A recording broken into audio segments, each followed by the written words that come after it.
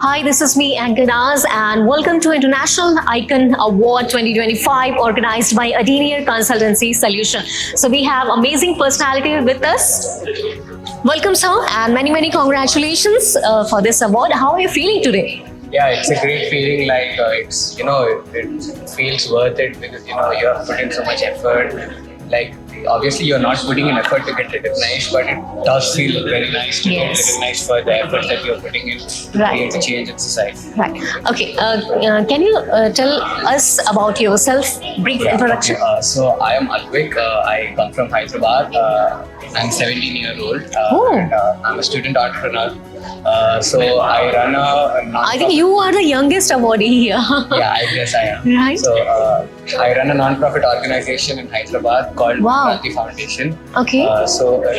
We have done various kind of activities, but majorly we focus on making sure that the underprivileged people in Hyderabad meet their protein requirements, because that is something very Okay. difficult, because That's protein great. is something that is very expensive for a poor person to Right.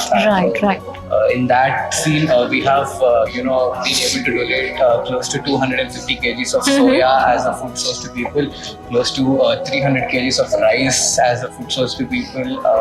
Other than that, we have conducted like several food drives in front of like government hospitals and stuff, and also we have managed to raise around 1.3 lakhs for cancer support for Wow. many students.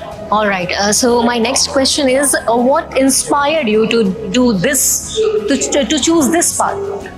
I have from like when I was in my ninth class, I wanted to be an entrepreneur. But Wow. when society, when you tell them you want to be an entrepreneur, thinks about you as if you want to earn money. Yes. But yes, money is or definitely. But what my kind of entrepreneur is, I wanted to make money to give back to the society, because Right. when I was a child, I went through some medical condition where it was difficult for me.